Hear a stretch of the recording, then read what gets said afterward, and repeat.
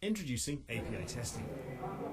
Like most modern websites, our demo webshop is not static.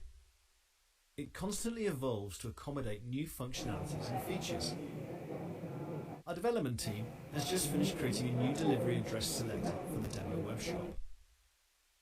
The new selector will automatically assign a code to the country selected in the delivery address. This code will then be used by the shipping service to locate the address more easily. As with any new feature, the functionality must be tested. Our task is to make sure that the system will assign the correct code to any given country. There is just one challenge. The UI hasn't been developed yet.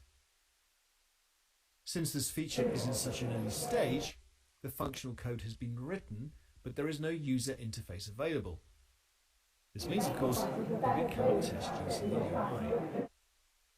To solve this problem, we use API testing, which will allow us to test without having to rely on a user interface.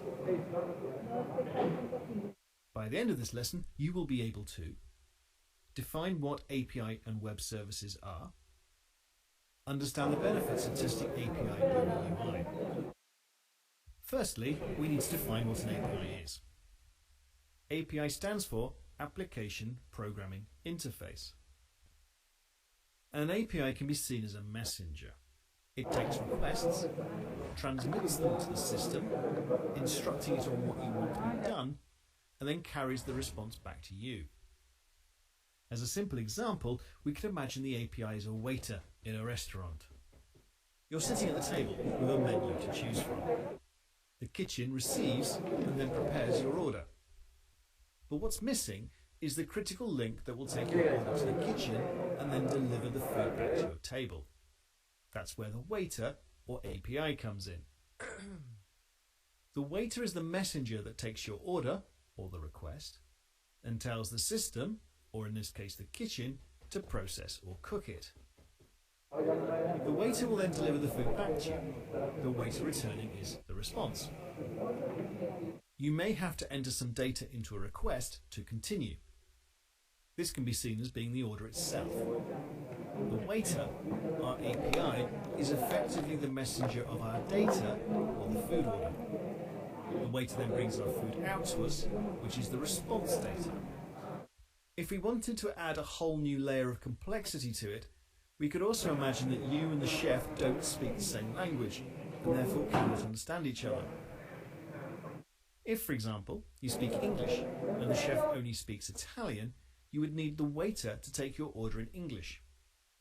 He will then have to translate it to Italian before delivering it to the chef. The opposite would also need to be done, of course, for any communication from the kitchen to the table. As the waiter did with our order, the APIs often have to translate requests and responses between systems. In this way, two systems operating using different languages can still communicate and work together. An everyday example of an API can be seen working in the background with something as easy as finding a flight using an online travel service.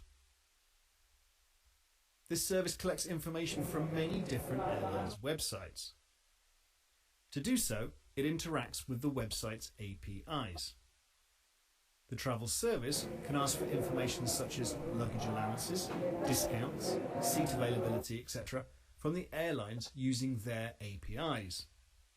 It will then deliver the results back to you, so not unlike our waiter from before. The same goes for applications, data and devices. They all have APIs that allow access to them. Ultimately, connectivity is formed by this. A web service can be considered to be an API, but there are some basic differences that we need to remember. A web service always needs a network for its operations. This is not always necessary for APIs. Web services can be used by following certain communication methods: SOAP, REST, XML. You can get full details regarding this and more information regarding API in our Automation Specialist for API course. By now, you already have some experience in UI testing. You might have noticed that UI testing has some dependencies. which can slow the execution of the test case. For example, the system has to load an entire web page, which will have loading times that can slow down the test. This means that loading times are directly influenced by the size of the page, the strength of the connection, and the speed of the server. There are also other influencing factors, such as resolution, browser in use, zoom settings, etc. UI tests will also need maintenance as changes in the UI functionality are more likely, and a change in the UI can affect a lot of test cases. Depending on the method used to identify your controls, you may also have to rescan part of the modules after major changes to the interface. While API testing cannot fully replace UI testing, it has fewer dependencies.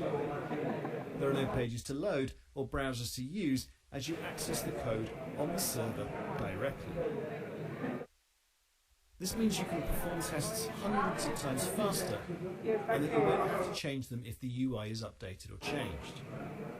Additionally, API tests can be performed earlier, cutting down development time by identifying issues earlier, which will be more difficult to resolve at a later stage.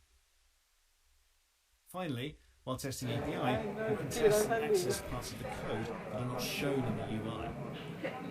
For example, we can test identification labels assigned to each item of the database, even though they are not meant to be shown in the final UI.